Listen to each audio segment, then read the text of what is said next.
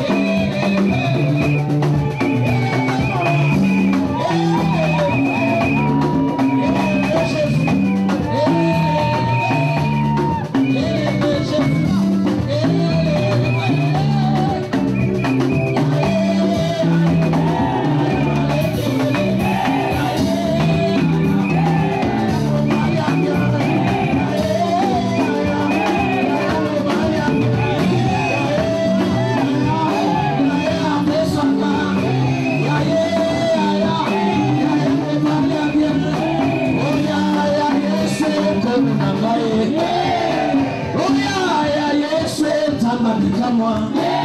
Yesu makambo sala kana bombo ya Eli. On y va. Yeah, victoire, victoire, victoire, victoire, victoire, victoire, victoire, victoire, victoire, victoire, victoire. Yeah, yes, oh yeah, yes, oh yeah, yes, mobile ya ibala. Oh yeah, yes, nobody. Yes, makambo sala kana bombo ya dadi.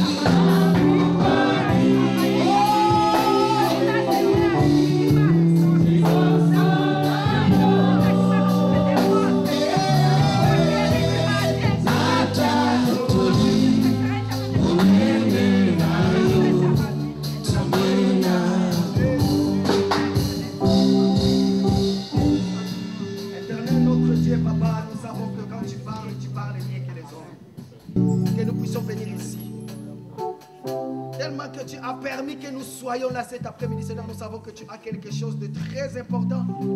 Tu as une pensée que tu veux tout prix à nous inculquer. Seigneur, merci pour ce moment que toi tu as prévu depuis l'éternité. Parce que tu veux nous parler. Seigneur, permets que ta parole puisse rester gravée dans nos cœurs de tous les jours, Seigneur. Et pendant les moments de détresse, pendant les moments de tribulation, peu importe quel problème, Seigneur, nous voulons penser à cette parole. Nous te disons merci parce que toi tu as déjà prévu. Tu as préparé de bonnes choses, Seigneur, pour nous, parce que nous sommes tes enfants. Voilà pourquoi ensemble avec mes bien-aimés, parce que nous sommes dans la joie. Parce que nous savons que tu es notre Dieu, tu es celui qui parle mieux que les hommes. Tu es celui qui envoie des messagers chaque temps. Seigneur, nous savons que l'homme que tu t'es choisi cet après-midi pour nous parler, Seigneur, nous allons recevoir quelque chose de très important qui est venu de la part de toi. Voilà pourquoi nous te bénissons. Nous te bénissons encore une fois de plus pour ces moments. Et nous te disons ensemble avec mes bien-aimés dans le Seigneur, gloire et louange à toi, Seigneur Jésus-Christ. Gloire et louange à toi, Seigneur Jésus-Christ. Merci, Seigneur Jésus. Merci, Seigneur Jésus. Alléluia. Amen. Est-ce que nous pouvons nous lever, s'il vous plaît? Est-ce que nous pouvons nous mettre debout, s'il vous plaît? Nous allons recevoir l'homme de Dieu. Le serviteur de Dieu et l'apôtre Langabeti. Nous allons lui recevoir avec double honneur. Et pendant que l'homme de Dieu et l'apôtre Langabeti va avancer, et tous ensemble nous allons acclamer pour l'amour de Dieu.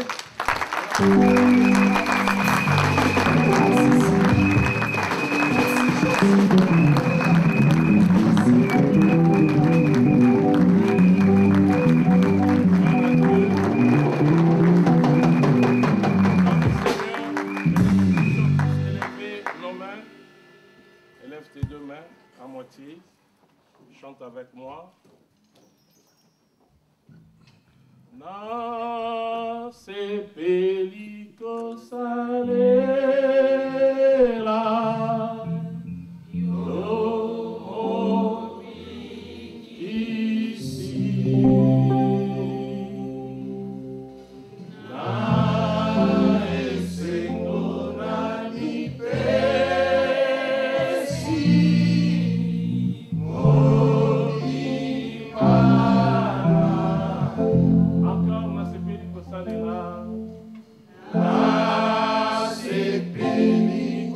Salera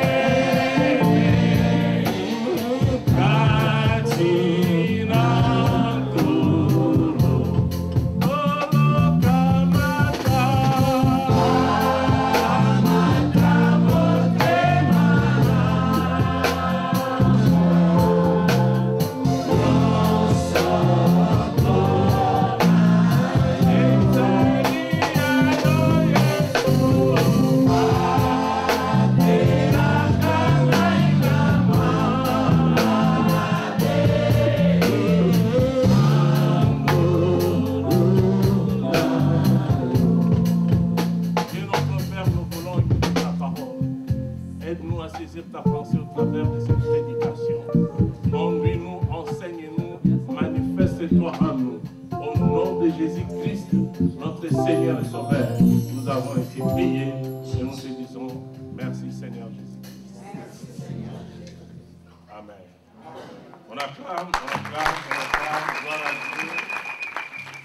Merci, je vous salue tous au nom de Jésus-Christ. Bonjour.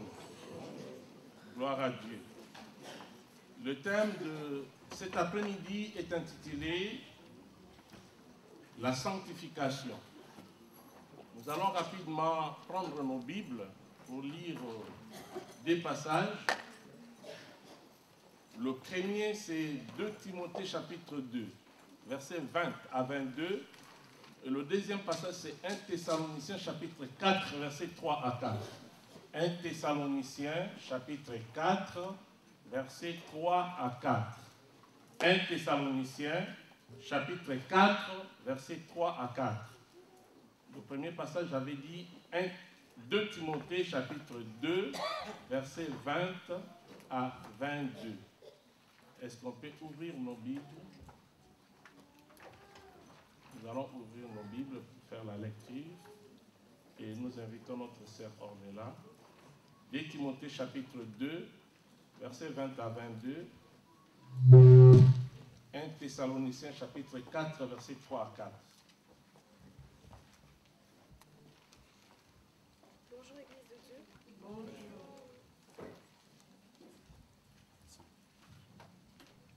2 Timothée chapitre 2, versets 20 à 22. Je lis la parole au nom du Seigneur. Dans une grande maison, il n'y a pas seulement des vases d'or et d'argent, mais il y en a aussi de bois et de terre. Les uns sont des vases d'honneur et les autres d'un usage vil. Si donc quelqu'un se conserve pur, en s'abstenant de ces choses, il sera un vase d'honneur, sanctifié, utile à son maître, propre à toute bonne œuvre. Fuis les passions de la jeunesse et recherche la justice, la foi, l'amour, la paix avec ceux qui invoquent le Seigneur d'un cœur pur. Amen. 1 Thessaloniciens chapitre 4, versets 3 à 4. 1 Thessaloniciens chapitre 4, versets 3 à 4. Je lis la parole au nom du Seigneur.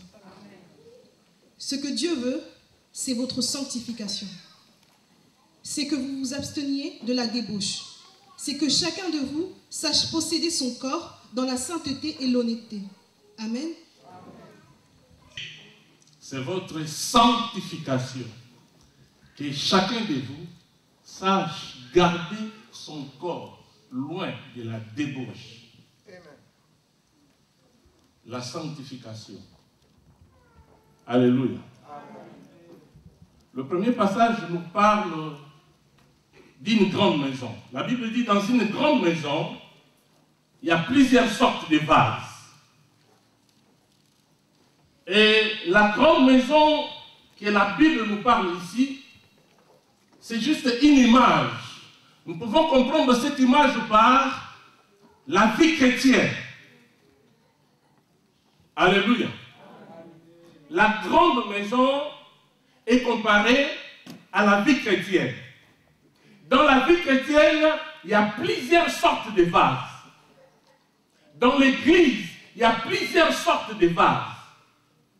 Tous les chrétiens, tous les croyants, tous les gens qui fréquentent les églises sont comparés dans ce passage aux vases.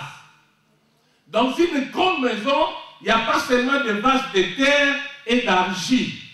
Il y en a aussi d'or et d'argent. Donc on nous parle ici de 4 espèces de vases qui se retrouvent dans une église ou dans la vie chrétienne. 4 espèces de vases. Vases de terre, vases de bois, vases d'or et vases d'argent. Alléluia. Alléluia. 4 sortes de vases. Alors, nous avons les 4 sortes de vases sont divisés en 2 catégories. Première catégorie, ce sont des vases qu'on appelle ici des vases d'honneur. Vases d'or et d'argent, ce sont des vases d'honneur. Vases de bois et de terre, ce sont des vases à usage vil, des vases qui n'ont pas de valeur. Mais comprenez que tous ces vases se trouvent dans l'Église. Tous ces vases se trouvent dans la vie chrétienne. Donc dans la vie chrétienne, il y a des gens qui sont considérés pour Dieu des vases d'honneur. Mais il y a aussi des gens qui sont considérés pour Dieu des vases inutiles, mais qui sont à l'Église, qui sont dans la vie chrétienne. Mais pour Dieu, ce sont des vases inutiles. Mais pourquoi cette différence? Pourquoi il doit y avoir dans la vie chrétienne des vases d'honneur, des vases utiles, des vases qui ont de l'importance, et il y a aussi dans l'église ou dans la vie chrétienne des vases qui n'ont pas d'importance. Pourquoi? Alléluia.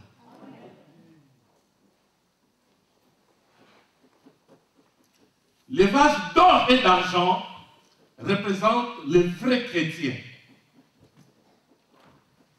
C'est-à-dire les gens qui écoutent la parole de Dieu et qui vivent selon cette parole, qui mettent en pratique la parole de Dieu. Ces gens-là sont appelés les vases d'honneur, qui écoutent la parole de Dieu et qui mettent en pratique la parole de Dieu. Les gens qui vivent selon la volonté de Dieu.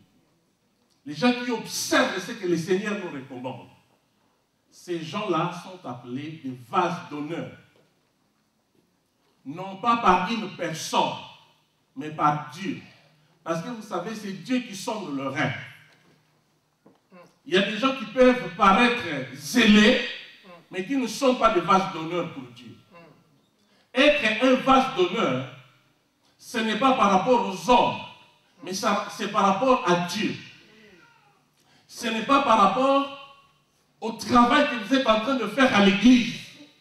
Il y a des gens qui sont zélés, qui prêchent bien, qui donnent beaucoup d'argent à l'église, mais pour Dieu, ils ne sont pas des vases d'honneur. Vases d'honneur, c'est par rapport à la vision céleste, à la vision divine, à la vision de Dieu.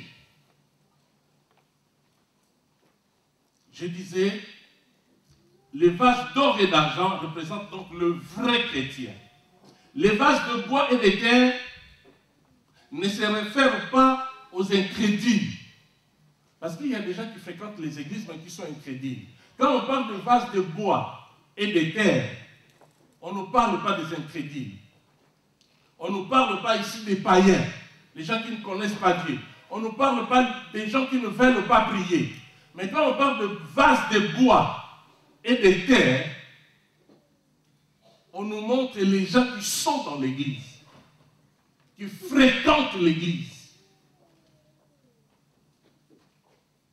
mais qui font des choses contraires à la volonté de Dieu. Et parmi les vases de terre bien-aimés et les vases de bois, il y a aussi des enseignants, des prédicateurs. Des prédicateurs qui enseignent des fausses doctrines sont des vases de terre, des vases d'argile. Des prédicateurs qui enseignent les gens, mais qui ne pratiquent pas ce qu'ils enseignent aux autres. J'ai pensé au pasteur Pierre Boutella, qui a dit, autrefois avec regret dans l'une de ses prédications, il a dit, je m'étonne de ce que les gens qui nous ont enseigné la bonne nouvelle, les choses qu'ils nous ont interdites, aujourd'hui, eux-mêmes, ils font ces choses. Mais toi, pasteur Pierre, continue à obéir, à observer les choses que ces gens-là t'ont enseignées. Alléluia. Amen. Les gens qui enseignent des choses et eux-mêmes ne les pratiquent pas. Vase de terre, vase d'argile. Amen. Amen. Alléluia. Amen. Ils enseignent des fausses doctrines ou les choses qu'ils ne mettent pas eux-mêmes en pratique. Ce sont des vases de bois et de terre. Mais aussi, parmi les vases de bois et de terre, nous avons les mauvais membres de l'Église. Des mauvais membres de l'Église. C'est-à-dire des gens qui viennent à l'Église, mais qui sont des mauvais membres. Qui ne vivent pas selon la parole de Dieu. qui ne craignent pas le Seigneur, qui vivent dans l'impudicité, qui vivent dans le péché, qui n'ont pas la crainte de Dieu. Ce sont des vases d'argile et de terre. Bien, mais il y a des gens qui sont chaque jour à l'église, mais leur vie, c'est plus que des païens. Alléluia. Amen. Un jour, apôtre Paul était scandalé d'apprendre qu'il y avait dans une église un garçon qui sortait avec la femme de son père. Un garçon. Son père et sa mère étaient séparés, divorcés. Le papa a pris une autre femme, mais les garçons couchaient avec la femme de son père. Et l'apôtre Paul a dit, mais c'était des chrétiens déjà qui allaient à l'église. L'apôtre Paul a dit, on trouve dans l'église des péchés qu'on ne peut même pas trouver dans le monde. Il y a des choses comme ça aujourd'hui dans l'église. Des choses que les gens qui fréquentent l'église font que vous ne pouvez pas comprendre. Une injustice à l'extrême. Manque de droiture à l'extrême. Vie de péché que vous ne pouvez pas comprendre. Un chrétien qui vit plus que même qu'un païen. Une vie médiocre. Vase de terre. Vase d'argile. Alléluia. Amen. Les hypocrites. Quand il est à l'église, vous croyez que c'est votre soeur, c'est votre frère. Mais ce qu'ils le font à l'extérieur ne prouvent même pas qu'ils sont des enfants de Dieu. Vase de terre. Vase de bois. Je veux que tu puisses d'abord réfléchir. Es-tu un vase de terre? Es-tu un vase de bois ou d'or ou d'argile? Aujourd'hui, les chrétiens, ce sont de vrais soulards qui vous boivent alors plus que même les païens. De vrais soulards, même des serviteurs de Dieu. Des pasteurs, mais des soulards qui se camouflent derrière la bière, le whisky, et ils me disent Masangabantoma. Masangabantoma est mawad. Ils ont envie de satisfaire leurs désirs. Alléluia. Amen. Aujourd'hui, nous cherchons l'église. Nous les trouvons dans le monde.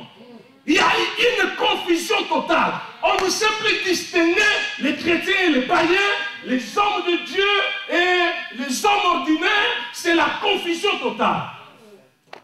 La confusion totale. J'ai cherché l'église, je l'ai trouvée dans le monde. En fait, le frère Patrice n'a pris qu'une parole qui était déjà dans l'église. C'est un auteur camerounais qui a écrit cette phrase. J'ai cherché l'église, je l'ai trouvée dans le monde. Il a dit cette phrase parce que il y a un groupe de gens qui sont allés évangéliser dans un village. Alors, quand les gens, les chrétiens, ont commencé à évangéliser, plusieurs personnes ont reçu Jésus. Ils se sont convertis. Les évangélistes se sont dit, nous devons aussi apporter la bonne nouvelle au chef du village. Ils sont allés voir le chef du village pour lui parler de Jésus. Écoutez ce que le chef a dit. Moi, je ne peux pas me convertir. Mais convertir pourquoi? Pour que je devienne hypocrite. Les chrétiens sont des hypocrites. Ce que les païens de mon village font en public, les chrétiens de mon village les font aussi, mais en cachette. C'est comme ça que ces gens qui évangélisaient ont dit, nous avons cherché l'église. Nous avons trouvé l'église dans le monde. Et le monde dans l'église. C'est que les chrétiens, les païens font ouvertement. Ils peuvent voir, boire, ils peuvent danser, ils peuvent prendre la femme d'autrui, ils peuvent faire tout ce qu'ils veulent. Les païens, les chrétiens aussi les font, mais en cachette. Et cet homme a dit, pourquoi me convertir? Pour que je devienne hypocrite. nous sommes nous-mêmes barrières pour la conversion des autres. Amen. Nous empêchons les gens à entrer au ciel. Nous-mêmes, nous n'entrons pas et nous empêchons les autres à entrer. Confusion. Si tu te dis chrétien, tu dois te convertir. Amen. La Bible dit que personne ne méprise ta jeunesse. C'est vrai, c'est bien qu'on ne te méprise pas, mais la suite, il faut que tu sois un modèle. Modèle en quoi? En parole. Ta façon de parler. Il faut que tu sois un modèle par ta façon de parler. Amen. Il y a des chrétiens qui ne savent pas parler. Dès qu'il ouvre sa bouche, c'est pour insulter. C'est pour blesser. Modèle en parole. Il faut que tu puisses avoir une bonne façon de parler. Quand tu parles, tu édifies les autres. C'est ça être modèle en parole. Être modèle en parole, en conduite. Comment est-ce que vous vous comportez? Vous vous conduisez comme je ne sais qui. Votre conduite, votre comportement. Vous devez refléter Jésus-Christ par votre façon de vous comporter. Modèle en parole, en conduite. En pureté, la sanctification. Être pur, être séparé du péché. Modèle en pureté. Ne pas se camoufler devant de rien quoi que ce soit, mais modèle en pureté. Mener une vie qui donne gloire à Dieu. En parole, en conduite, en pureté, en foi. Il faut que vous ayez la foi qui peut vraiment exciter les autres à croire au Seigneur. Alléluia. Amen. Et le cinquième, c'est quoi encore? Modèle en parole, en conduite, en pureté, en foi et en... C'est 1 Timothée 4, 12. Amen. Amen. Alléluia. Amen. Dernière chose, c'est quoi, pasteur Pierre? 1 Timothée 4, 12. En amour, voilà. Amour. Nous devons nous aimer. Un chrétien, c'est celui qui aime l'autre. Nous ne pouvons pas dire que nous aimons Dieu si nous n'aimons pas notre prochain. C'est pourquoi Jésus a dit, je vous donne un commandement nouveau, aimez-vous les uns les autres comme je vous ai aimé, comme je vous ai aimé. En ceci, tous connaîtront que vous êtes mes disciples. Mais Dieu a dit, tu aimeras ton prochain comme toi-même. Amen. Bien-aimés dans le Seigneur, s'il y a quelque chose que nous devons retenir dans ce passage, tous les 4 vases ne sont pas de la même matière. Les matières sont différentes. Vous savez, la plus grande chose, pendant que je méditais cette parole, j'ai compris que la plus grande chose, c'est la matière. Il faut avoir la matière qui fera de vous un vase d'honneur. Si vous n'avez pas cette matière, quel que soit ce que vous êtes, vous allez être rejeté un jour. Quand j'ai pensé à pasteur Pierre qui se plaignait de ce que les gens qui lui ont enseigné ne pratiquent plus ce qu'il recommandait aux autres, moi j'ai dit, pasteur, il y a un problème en matière. Amen. Alléluia. Amen. C'est le problème de la matière. Le vase d'or ne peut pas un jour se transformer en un vase de bois. Ça n'arrivera jamais. Le vase d'or restera toujours un vase d'or. Matière. Toi, tu as été créé par quelle matière? Tu as été créé par l'or. Tu as été créé par l'argent. Tu ne deviendras jamais un vase de bois. Tu ne deviendras jamais un vase de terre. Parce que tu es l'or. L'or reste toujours l'or.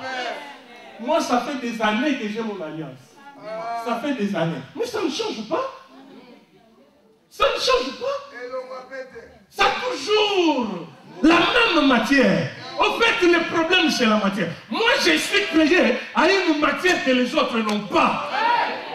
On ne peut pas me comparer avec les autres à cause de la matière que tu as utilisée pour me créer. Peu importe pour toi. Je ne sais pas si tu as été créé par quelle matière. Mais moi, je reconnais que j'ai été créé par une matière différente. C'est cette matière qui fait de moi un pas les habits, ce n'est pas la voiture, ce n'est pas ma femme, mais c'est la matière que Dieu a utilisée pour me payer. Et là, connaît ma matière. Ceux qui abandonnent la foi, ceux qui abandonnent l'authenticité de la foi, pour un côté, il y a un problème en matière. Alléluia. Il y a un problème, il y a matière. De quelle matière es-tu créé? De quelle matière as-tu été fondé? Il y a des vases d'or qui resteront, même après 1000 ans, des vases d'or. Il y a des vases d'argent qui resteront des vases d'argent. Mais les vases de bois seront un jour jetés. Ça va s'abîmer. Vase de terre, ça va se casser. Mais tu peux changer ta matière. Alléluia.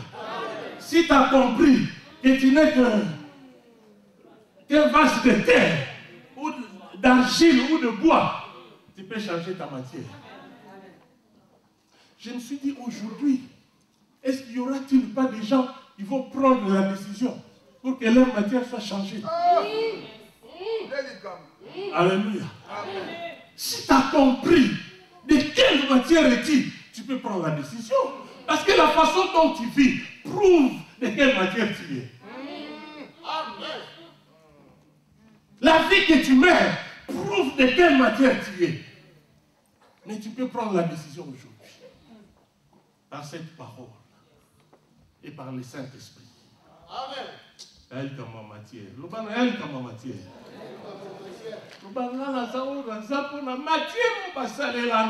Je n'ai pas été créé par n'importe quelle matière. La matière d'or. Ah, ils sont obligés pour ça. Alléluia. Alléluia. Est-ce qu'on peut attendre pour le Seigneur? Gloire à son nom. Amen. Et s'il y a une autre chose à noter, quant à ces vases, j'avais dit d'abord sur la matière, donc ils se diffèrent par la matière dont les vases ont été créés. Ensuite, notez, leur usage est différent. On n'utilise pas les vases d'or pour n'importe quoi. Les vases d'argile, donc de terre, et les vases de bois, on peut l'utiliser chaque jour. On peut les utiliser chaque jour. Mais les vases d'or, c'est pour des grandes occasions. On n'utilise pas des vases d'or ou d'argent pour de petites circonstances. L'usage est différent de la matière. Amen. Si vous êtes un vase d'argile, on va vous utiliser pour des petites choses, des choses moins importantes. Si vous êtes un vase de terre, on va vous utiliser pour des choses qui n'ont pas d'importance. Est-ce que vous voulez rester sans importance toute votre vie? Mais si vous êtes vase d'argent ou d'or, vous allez être utilisé pour des choses importantes. Alléluia. L'usage est différent. Mais la plus grande chose qui distingue tous ces vases, c'est leur destinée ultime. Destinée ultime. La fin justifiera toute chose. C'est pourquoi quand le serviteur de ses patrons qui avait remarqué des épines dans son champ de blé, quand les serviteurs ont dit nous devons arracher les épines pour laisser le blé croître paisiblement, vous savez ce que le patron a dit? Laissez-les croître ensemble. Et à la fin, nous allons bien distinguer. Nous allons distinguer. Parce que comme c'est encore petit, vous pouvez arracher le blé à la place de livrer. Laissez-les croître ensemble. C'est ce qui se passe aujourd'hui. Nous sommes tous ensemble. Amen. Et il y a la confusion. Parce que tous nous sommes ensemble, livrés, ensemble. La plus grande chose, c'est la fin. Ce que j'appelle ici destinée ultime. Donc, dernière destinée. Ça va se remarquer que moi, je suis le bois. Moi, je suis l'argile. Moi, je suis l'argent. Moi, je suis l'or. À la fin, le chemin va se différencier. L'argile va chez les argiles. Les bois chez les bois. L'or et l'argent, c'est chez Dieu. Alléluia. Amen. Donc, la fin, l'argile et le bois seront jetés dans le feu. L'or et l'argent auprès de l'Éternel. Alléluia. C'est pourquoi, bien aimé, la Bible dit que sert-il à un homme de gagner tout le monde s'il perd son âme? Ce n'est pas la peine de continuer avec cette vie.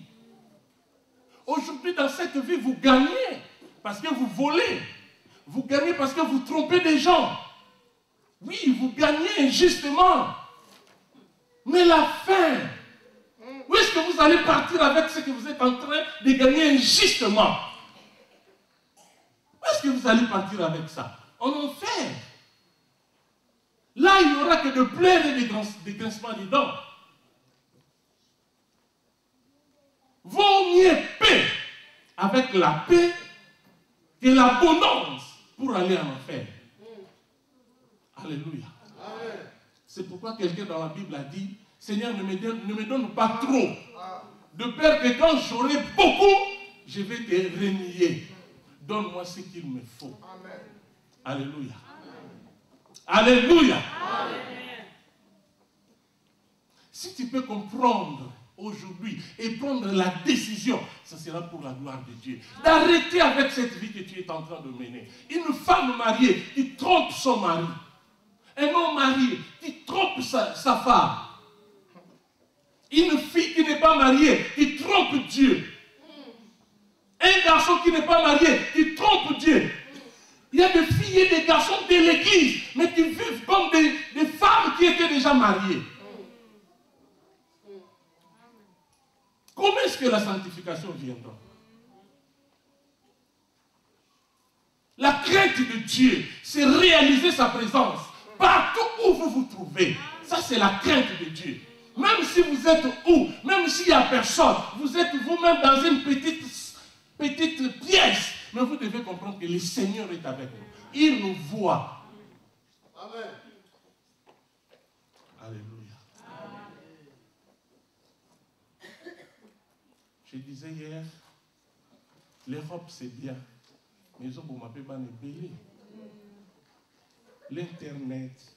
Déjà à l'école, on était hier avec une maman qui est une fille de 11 ans, et on apprend à sa fille des choses déjà à l'école. Tellement vous apprenez ça déjà à l'école, vous connaissez tout. Et la fille est venue poser la question à sa maman. Maman, comment est-ce qu'on fait pour... Non, ça c'était une fille de 8 ans. Maman, comment est-ce qu'on fait pour avoir des enfants? Et puis la maman voulait esquiver la question. Et la plus grande de 11 ans a répondu à sa petite sœur. Non, le prince couche avec la princesse et puis l'enfant vient. Donc déjà à 11 ans, l'enfant commence à comprendre. Et quand tu auras 17 ans, tu sais comment faire l'avortement. Qu'est-ce que tu vas faire pour ne pas concevoir, pour ne pas tomber enceinte à 17 ans? Bipolar. Bipolar, Benza. La crainte de Dieu. Même si on vous apprend ça, vous n'êtes pas obligé à appliquer.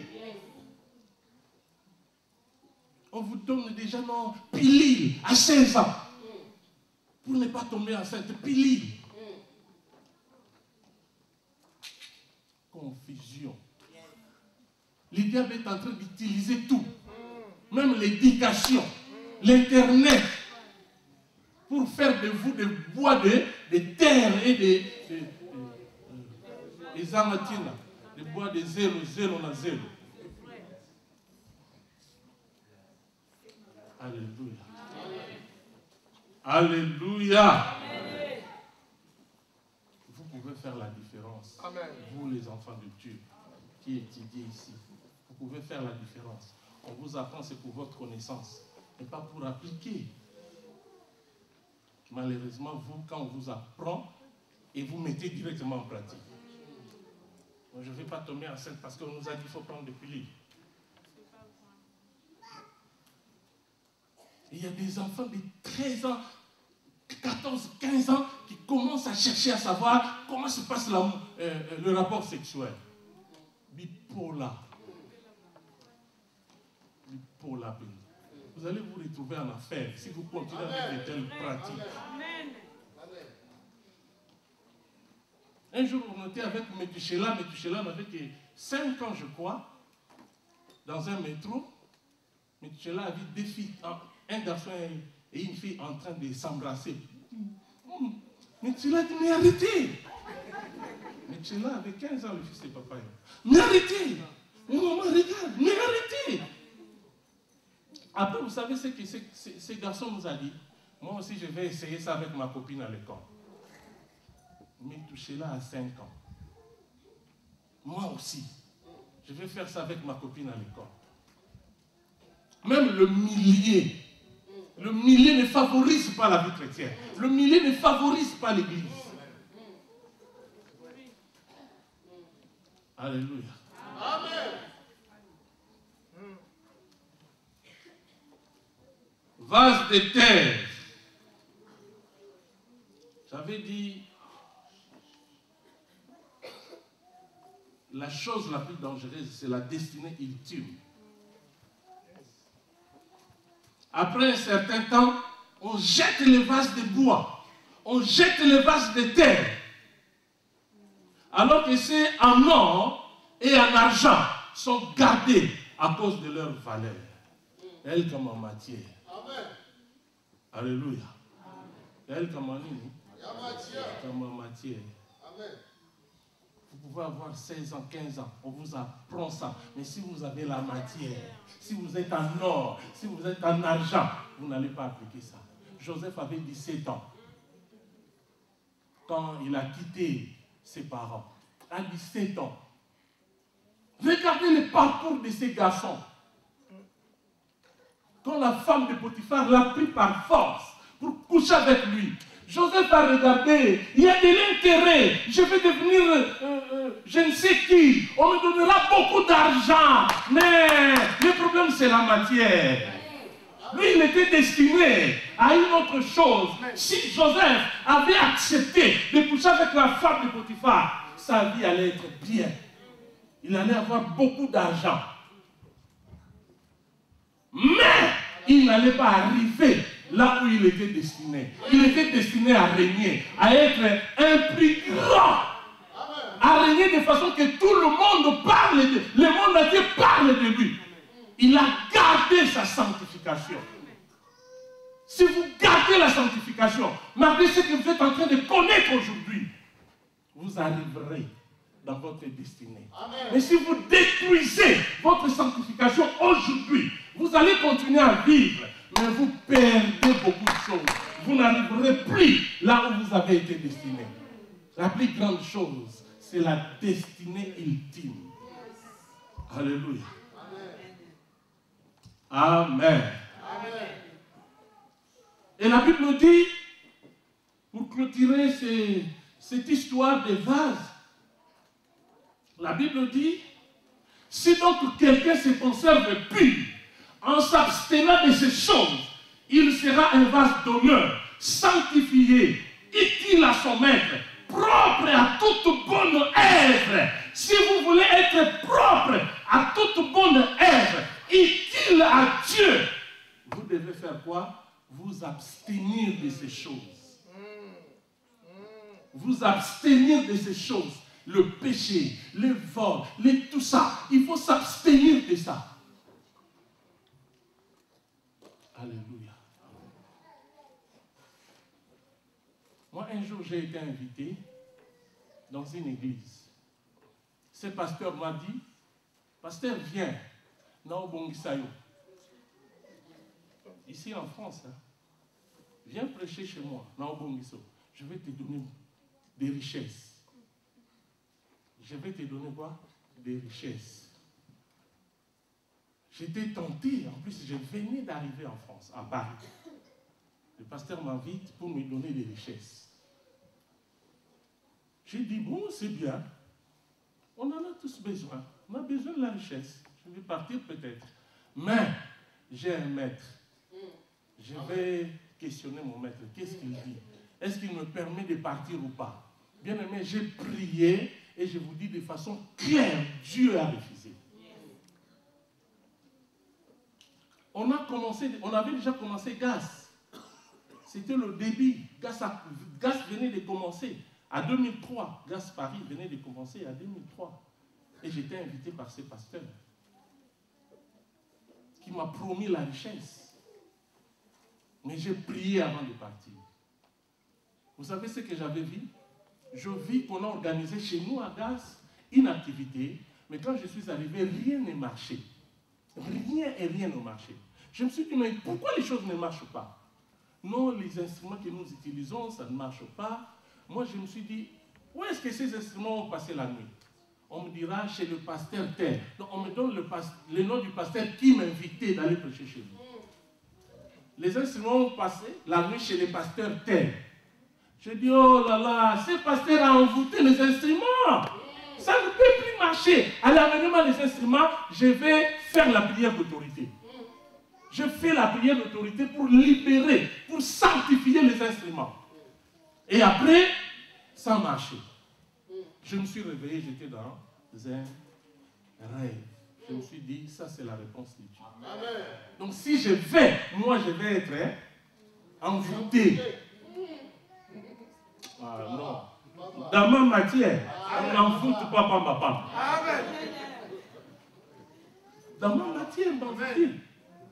Non. Ce n'est pas la richesse qui peut m'attirer. Non. Ça fait des années, plus de 30 ans que je prêche la parole de Dieu. Je n'ai pas été attiré par l'argent. Non. Cherchez premièrement le royaume et la justice de Dieu. Je vous dis qu'il y a des gens qui, quand ils me voient, ils s'étonnent. Ah, là, la bête, vous êtes encore là. Vous continuez à prêcher. Mais vous marchez à pied. Ah, mais Dieu devait faire quelque chose pour toi. Voilà ce que les gens nous disent. Mais Dieu doit faire quelque chose. Mais depuis que tu as commencé à prêcher, nous autres, nous sommes devenus des pasteurs. Et toi, tu es toujours là. Et puis, tu es toujours là. Matière. Oui, comme ma matière. Il faut battre la matière. Un jour, nous sommes allés dans un restaurant avec quelqu'un qui n'a pas la matière. Il a, on dit quoi? Commandé le vin. Il a dit à pasteur M. Pasteur, c'est le nom. À tout niveau, tu n'as pas dit que vive les matière. Donc, elle s'appelle que la mère on a repos malade. Jamais. À tout niveau, à qui est pas master là? Baron a baron ma petit. Master. Moi 20, ma soeur va tomber. Pasteur dit, Pasteur Bindaïté. Alléluia. Alléluia. Et le pasteur m'a refusé. Parce que ce n'est pas aussi dans son habitude. Il ne prend pas ça. Comme ma matière, lui aussi la matière. Amen. Alléluia. Est-ce que ton groupe peut pas monter pour l'enfant? Alléluia. Si donc quelqu'un se conserve pur, en s'abstenant de ces choses, il sera un vase d'honneur, sanctifié. Un vase d'honneur fait quoi? Sanctifié. Utile à son maître, propre à toute bonne œuvre. La Bible nous montre ici deux conditions pour être un vase d'honneur. Deux conditions. Je vous cite les deux conditions. Première condition. Si vous voulez être un vase d'honneur, il faut se conserver pur. Donc évitez la corruption, évitez le péché. Les mauvaises compagnies corrompent les bonnes mères. Si vous trouvez que cet homme vous amène dans le péché, il faut l'éviter, il faut se séparer avec lui. Il faut éviter, se conserver pire. Écoutez bien, celui qui fait un effort pour garder sa communion avec Dieu, c'est celui-là qui se conserve pire. Se conserver pire, c'est faire un effort pour garder toujours sa communion intacte avec Dieu. Alléluia. Il y a un verset dans la Bible qui dit, celui qui vit dans le péché est mort, quoique vivant. Si vous vivez dans le péché, vous êtes mort. Les gens vous voient vivant, mais pour Dieu, vous êtes mort. Je crois que c'est 1 Timothée chapitre 5, verset 6. Celui qui vit dans le péché est mort, quoique vivant. Si vous vivez dans le péché, vous n'êtes qu'un cadavre. Celui qui vit dans le péché est mort, quoique vivant. Alléluia. Amen. Vous savez, le péché, c'est le poison. Le poison. Vous ne pouvez pas comprendre. On vous donne du bon jus. Un bon jus comme Danao. On vous donne du Danao. Alors qu'à l'intérieur, on a mis le poison. Vous êtes en train de boire, vous suivez les goûts du Danao. Vous vous dites, quel bon jus. Au lieu d'arrêter, vous continuez. Vous vous tuez davantage. C'est comme ça avec le péché. Vous tombez aujourd'hui dans l'impudicité. Ne restez pas là. Levez-vous. Mais il faut prendre la décision. Un jour, j'étais à Matadi. J'étais trop jeune. À l'âge de 25 ans, je suis allé dans une mission évangélique à Matadi. J'avais 25 ans, bien aimé. Et j'étais très fort à 25 ans.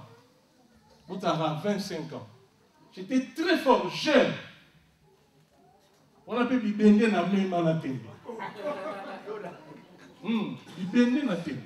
À 25 ans. Je disais, mais moi je ne peux pas tomber à Matadi. On m'a dit, tous les gens ici à Matadi finissent par tomber. Moi j'ai dit, ah non. Hein? Avec tout ce que j'ai là, le muscle, est-ce que moi je peux tomber? Je ne croyais pas que je pouvais tomber parce que j'étais jeune, j'étais fort. Je ne croyais pas. Je disais, moi je ne peux pas tomber. Bien aimé, un jour, j'ai marché, il y avait la pluie, je n'ai pas compris comment je me suis retrouvé par terre. Moi qui disais que je ne pouvais pas tomber, je me suis retrouvé par terre. À Matadi, tous finit, tous les gens finissent par tomber. Je me suis retrouvé par terre, mais j'étais tellement fort que j'ai glissé, j'ai tombé en même temps, je me suis appuyé de mes mains, deux mains, et puis je me suis levé. Mais j'ai regardé mon pantalon, était bien, j'ai continué ma route. Mais la deuxième fois, je suis tombé, pantalon mieux ce bébé. Mais j'étais jeune, je disais que je ne pouvais pas tomber. Mais je suis tombé la deuxième fois, je ne pouvais pas continuer. Je suis rentré pour me changer. Ça nous arrive tous de tomber. Mais quand vous tombez, ne restez pas assis.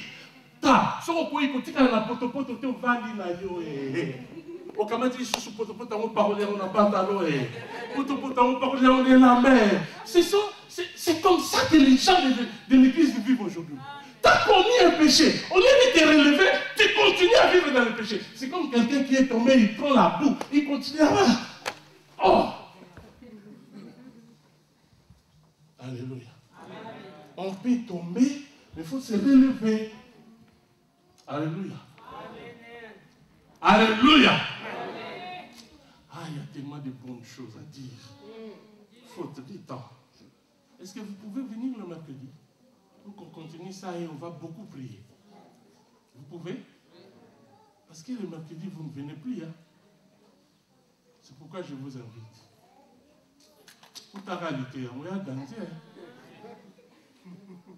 En plus, on va vraiment prier. Hein? Faites de ce mercredi un programme spécial. Amen. Mais je vais continuer un peu. Premier secret ou première condition, c'est conserver pire. C'est là où je parlais du péché. Il faut haïr le péché. Il faut pas continuer à vivre dans le péché. Il faut arrêter avec le péché. Il faut prendre la décision d'abandonner le péché. Et deuxièmement, s'abstenir de ces choses. L'apôtre Paul a dit à son fils Timothée, il faut s'abstenir de ces choses. Et il parlait de quelles choses?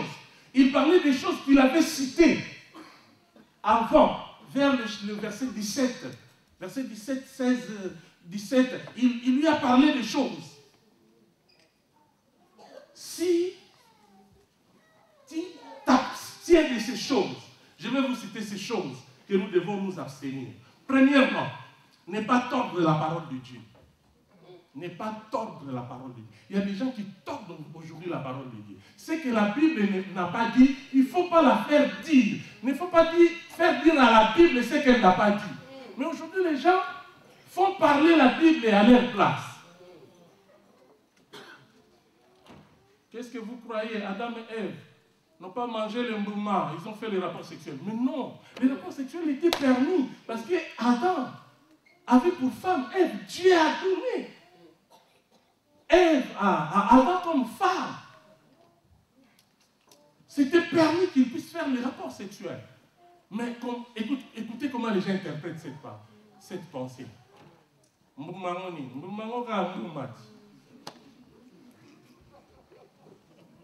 Donc, la Bible ne dit pas ça. Ça, c'est tordre la parole de Dieu. Aimez-vous les uns les autres. Nous sommes de la même église. On peut s'aimer parce que la Bible dit aimez-vous. Oh! C'est moi qui suis là. Ma parole est bien mi-balé. Église est bien mi-balé.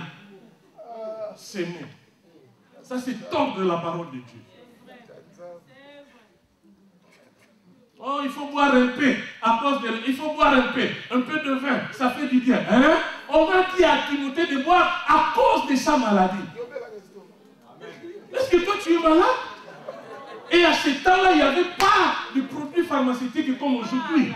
Aujourd'hui, il y en a plusieurs. Si vous souffrez de l'estomac, allez voir le médecin. Il ne faut pas aller prendre du vin. Tordre la parole de Dieu. Alléluia. Amen. Alléluia. Amen.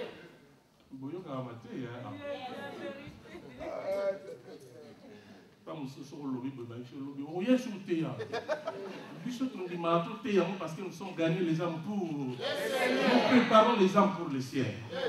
Alléluia. Et vous devez comprendre les choses qui peuvent nous empêcher d'aller au ciel. À part tordre la parole, il y avait, l'apôtre Paul parle de certains serviteurs de Dieu, des ministres de Dieu. Hyménée et Philité. Et qu'est-ce qu'il faisait? Il prêchait la bonne nouvelle, mais il disait aux gens, la résurrection a déjà eu lieu. Oh, la résurrection a déjà eu lieu. Donc pour eux, Jésus était déjà revenu, l'enlèvement a déjà eu lieu, et tous ceux qui étaient restés ne sont pas enlevés comme ils sont de pécheurs. Donc vous pouvez continuer à vivre comme vous voulez parce que vous avez déjà raté l'enlèvement.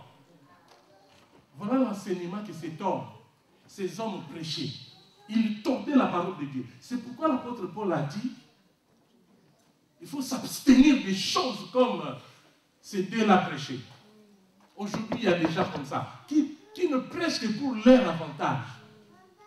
Quand ils voient une belle fille, ils cherchent un verset pour te séduire par rapport à la Bible.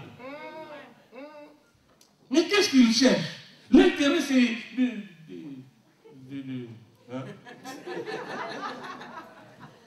Et dès qu'il va vous connaître, à chacun de chacun, puis il va te laisser, non, il ne va même pas te marier.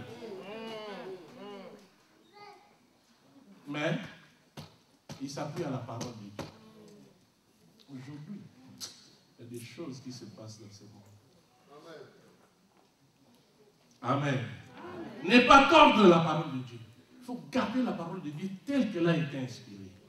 Deuxième chose à s'abstenir. Éviter les discussions vaines. Vous savez, il y a des discussions qui n'apportent rien dans la vie. Mais vous ne voulez que discuter. Pour ne rien avoir, vous perdez votre énergie. La Bible dit qu'il faut éviter de discuter. Moi, quand vous posez la question, est-ce qu'il faut donner la dîme? Je ne te dirai rien. Parce qu'on t'a appris qu'on ne paye pas la dîme, ce n'est pas biblique. Moi, je ne te dis rien. Pourquoi tu ne m'as pas posé la question de savoir, faut-il boire de l'eau? Mais tu me poses, est-ce que boire un peu de vin, c'est mauvais? Mais pose-moi pourquoi. Est-ce que nous devons boire de l'eau? Est-ce qu'il faut-il manger dans la vie? Si tu me poses une telle question, je vais te répondre avec gentillesse. Alléluia. Est-il permis de donner la dîme? Je vais réfléchir 2 fois ou 3 fois avant de te répondre. Je vais comprendre que c'est une question de matière. Alléluia. Parce que c'est biblique. Mais on vous enseigne n'importe quoi et vous avalez n'importe quoi. Oh, oui. Évitez les discussions vaines. 3. Ne pas se détourner de la vérité. Il faut s'accrocher à la vérité. Marchez toujours dans la vérité. Vous connaîtrez la vérité et la vérité vous affranchira. Quand vous êtes affranchi, il faut s'accrocher à la vérité. Continuez à marcher comme un enfant de Dieu. Continuez à marcher dans la crainte de Dieu. Ne pas se détourner de la vérité. Il y a des gens qui ne viendront que pour vous détourner de ce que vous connaissez de bien. Vous êtes dans la bonne voie. Il faut faire attention. Ne vous détournez pas de la vérité. 4. S'éloigner de l'iniquité. J'ai pensé à mon frère, le pasteur Noël Créjevi. Iniquité. On avait un bien-aimé à Kinshasa qui aimait l'iniquité. Oh, ça, l'iniquité. Toi, tu fais l'iniquité sans comprendre c'est quoi l'iniquité. Bien, où ça, l'iniquité?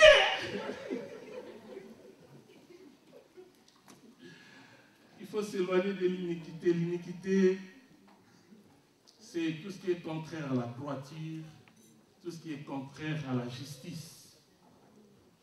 Comme l'exemple de ces garçons qui couchaient avec la femme de son père. C'est mauvais, mais aller plus loin, faire des choses qu'on ne peut pas admettre, des choses qu'on ne peut pas saisir, des choses qui vont plus loin, des choses contraires à la justice, contraires à la droiture. Amen. C'est masturber.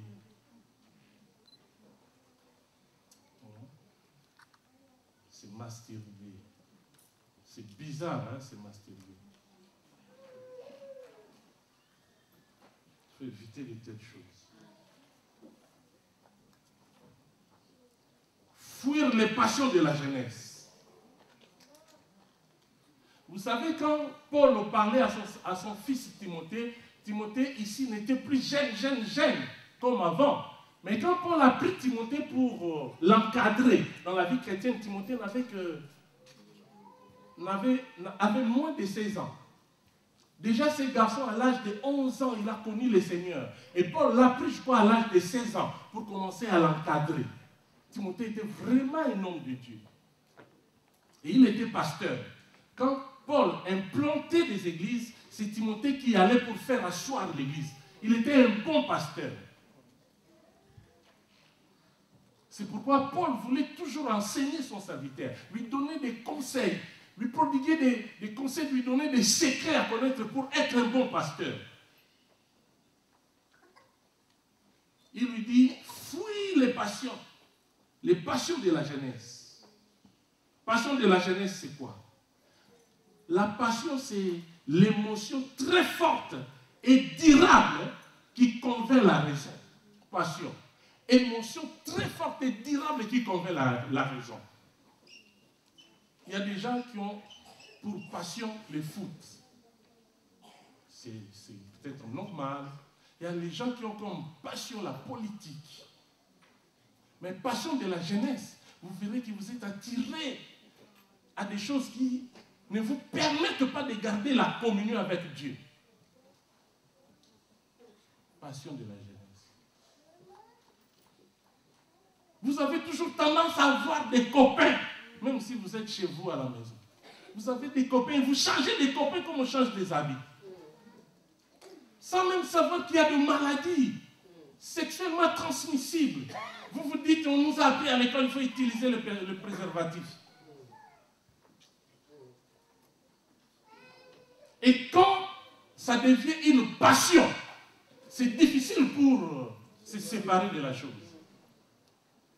Parce que passion, c'est une émotion très forte et durable qui convainc la raison. Vous pouvez même commencer à expliquer à votre mère, je ne fais pas du mal. Non, je suis jeune, je dois vivre. Mais qu'est-ce qu'il y a de mal dans ce que je fais? Parce que ça devient une passion.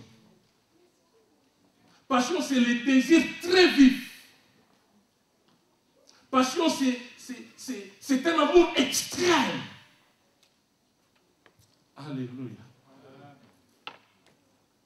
Alors, bien-aimé, celui qui veut être un vase d'honneur, c'est-à-dire un bon chrétien et utile pour Dieu, et qui ne sera jamais rejeté un jour, comme un vase d'usage unique, doit se sanctifier. Il doit se sanctifier. Alors, c'est quoi la sanctification? Vous voyez que jusque-là, je n'avais pas commencé la prédication d'aujourd'hui. Hein. Je n'ai pas encore commencé. Je vais commencer maintenant. C'est quoi la sanctification? La sanctification, c'est quoi? Selon les Saintes Écritures, la sanctification est le processus par lequel une personne se libère du péché et devient pure, sainte, par l'expiation de Jésus. Ça, c'est selon la Bible. Selon la Bible. Ce n'est pas une définition quelconque, mais selon la Bible en général, quand on parle de la sanctification, c'est le processus par lequel une personne se libère du péché. La sanctification, c'est le processus par lequel une personne se libère du péché et devient pure et sainte par l'expiation de Jésus. Il devient pure et sainte par l'expiation de Jésus-Christ. Alléluia. Alléluia. Hébreux chapitre 10, verset 10 nous montre que nous avons été mis à part. Nous avons été sanctifiés par le sacrifice de Jésus-Christ. Le sacrifice de la croix nous a menés à la sanctification. Alors, par définition, c'est quoi la sanctification? Je viens de vous dire selon les Saintes Écritures, ça, ce n'était pas une définition. Mais par définition, la sanctification, c'est quoi? C'est l'action de rendre saint. Quand on parle de la sanctification, c'est l'action de rendre saint. La sanctification, c'est l'action de purifier. Mais en général, pour comprendre la sanctification, c'est l'action de mettre à part pour Dieu. Alléluia. Quelqu'un qui est sanctifié, c'est la personne qui est mise à part pour Dieu. Amen. Et dans la Bible, nous voyons, Dieu a ordonné à l'Église, depuis les temps de Moïse, depuis les temps de son peuple, les enfants d'Israël, Dieu a ordonné aux gens qui devaient lui servir d'être mis à part, donc de passer par la sanctification. Vous verrez dans la Bible que les sacrificateurs étaient sanctifiés pour servir. Les sacrificateurs étaient sanctifiés. Les tabernacles, pour que les tabernacles deviennent la maison, la demeure de Dieu, elles devaient être sanctifiées. Avec tous les ustensiles ou les objets qu'on utilisait dans les tabernacles. La Sainte Seine, c'est quelque chose qui est sanctifié. Dieu lui-même a sanctifié la Sainte Seine et il nous a ordonné d'observer cela. La Sainte Seine est sanctifiée. Et quand vous participez à la Sainte Seine, vous entrez dans la sanctification de Dieu. Mais je m'étonne de ce qu'ici, les gens ne participent pas à la Sainte Seine. Mais pourquoi? C'est une recommandation de Dieu. Quand vous obéissez, vous participez, vous entrez dans la sanctification. Parce que c'est quelque chose que Dieu a sanctifié. Alléluia. Alléluia. Amen. Bien-aimés, il y a des rituels qui se font à l'église qui nous aident à entrer dans la sanctification de Dieu. La Sainte Seine, le baptême, des choses comme ça, nous aident à entrer dans la sanctification de Dieu. Si vous êtes en contact avec ces choses rituelles, recommandées par l'Éternel, vous entrez dans la sanctification. Et comprenez bien aimé, la Bible nous exhorte à nous sanctifier, à nous séparer du monde et de se souiller. Nous devons nous sanctifier. Amen. Amen. Alléluia. Amen. Nous devons nous sanctifier. Je n'ai pas commencé mon message, mais je suis obligé d'arrêter faute de temps. Que Dieu bénisse sa parole au nom de Jésus. Amen.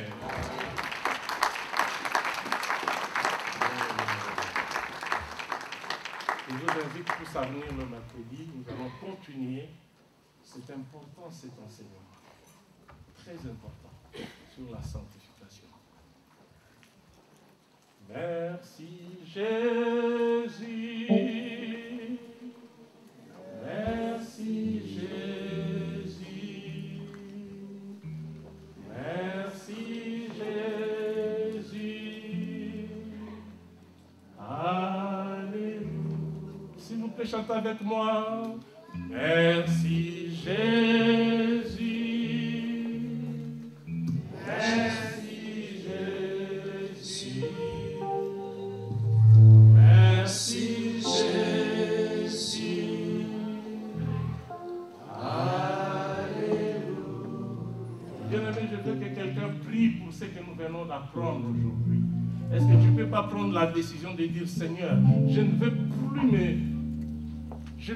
plus continuer à vivre dans le péché. Je ne veux plus me souiller. Je veux me garder pur. Je veux être sanctifié. Je veux garder la sanctification. Je veux marcher dans ta crainte. Nous allons tous élever nos voix et prier par rapport à ce que le Seigneur vient de nous dire. Prions tous au nom de Jésus.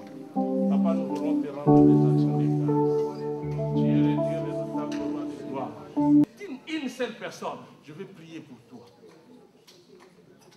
Si tu es là, tu te dis que moi, je vais commencer à vivre dans la sanctification. Je vais arrêter avec la vie du péché que je suis en train de mener. J'ai compris quelque chose. Viens devant, je vais prier pour toi. Pour que tu prennes la décision. Tu te dis non, j'arrête. J'ai compris. Je vais être un vase d'honneur. Si toi qui es là, tu as compris que c'est une question de matière. Tu vas avoir cette matière. Je ne suis pas encore allé plus loin pour vous montrer comment on peut changer de matière. Mais le mercredi, venez. Vous allez comprendre comment vous allez changer de matière pour devenir un vase d'honneur. Quelqu'un qui a pris la décision de dire, je vais arrêter avec la vie du péché. Je vais entrer dans la sanctification. Que le Seigneur me fasse grâce. Merci, bien-aimé. Ça a toujours été comme ça dans l'église. Vous vous dites, ça ne me regarde pas. Je vais continuer avec ma vie. Il est réservé aux hommes de mourir. Après quoi viendra le jugement. J'ai dit ici la fin. C'est la fin qui va justifier votre position. Vous vous cachez devant les hommes. Mais le Seigneur sait comment vous êtes et ce que vous faites. Pendant que le bien-aimé chante, si tu te sens touché, tu avances devant. Je vais prier pour Jésus. Que le Seigneur vous aide.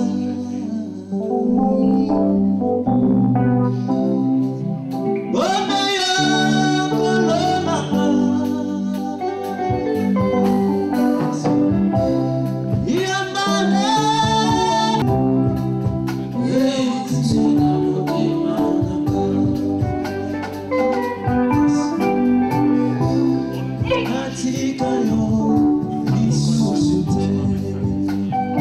Nabila,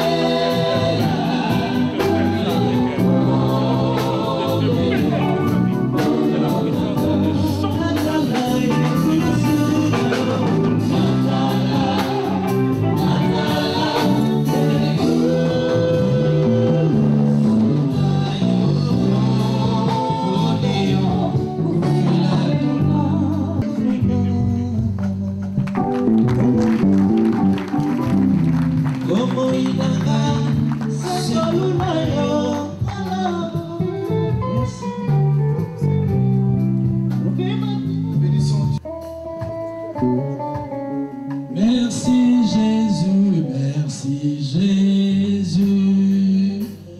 Merci Jésus, merci Jésus. Merci Jésus, merci Jésus. Alléluia. Merci Jésus, merci Jésus. Merci Jésus, merci Jésus. Oh merci Jésus, merci Jésus. Merci Jésus. Alléluia.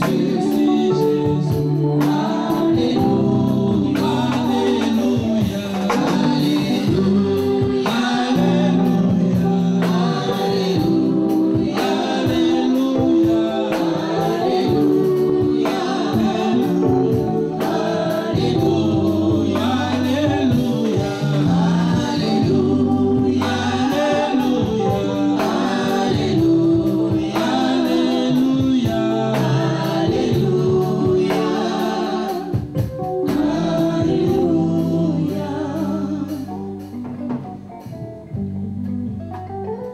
Notre Père qui es aux cieux, toi qui nous aimes tant et qui sais toujours nous donner de bonnes choses, toi qui fais pleuvoir sur le bon et sur le méchant et qui lève ton soleil sur les bons, sur les justes et sur les injustes, c'est toi seul qui es notre refuge, Papa. Tu as été pour nous Alpha, et voilà en ce moment, oh Dieu, nous t'invoquons aussi, toi qui es Oméga. Nous avons tenu ces cultes au nom de Jésus. Tu as été pour nous un Dieu. Nous avons été pour toi des créatures. Tu as été pour nous un Père. Et nous avons été pour toi des enfants. Jésus, tu as été pour nous le Seigneur. Et nous avons été pour toi les disciples et les serviteurs. Voilà à la fin de notre culte. Nous voulons, Seigneur, nous recommander entre tes mains, afin que toi seul, tu puisses nous garder et nous protéger en ton nom. Car c'est que toi tu gardes, Seigneur, nous savons que tu es en sécurité. Seigneur, je viens te recommander ton peuple. Je viens te recommander tout un chacun de nous, afin que toi, Seigneur, qui ne dors ni ne sommeille, que tu prennes le contrôle de toutes choses dans la vie de chaque enfant au nom de Jésus-Christ. Seigneur, nous voulons te prier particulièrement pour la parole de cet après-midi, car toi tu veux que nous puissions être des vases d'honneur. Tu nous donnes toujours la bonne parole pour notre bonheur. Bénis ton serviteur que tu as utilisé cet après-midi, et nous te prions, Seigneur, de pouvoir fructifier cette parole dans nos demeures, que nous puissions méditer sur ce que tu as bien voulu nous enseigner. Fais de telle sorte que ton œuvre puisse aller de l'avant et que nous puissions, Père éternel, être transformés afin que nous soyons des vases d'honneur et que nous puissions participer à la gloire éternelle. Et la gloire du Seigneur, que la gloire te soit rendue au Père, et l'amour de Dieu notre Père, la grâce de notre Seigneur Jésus-Christ et la communion du Saint-Esprit puissent nous unir dès maintenant et à jamais. Au nom de Jésus, nous avons ainsi prié. Amen.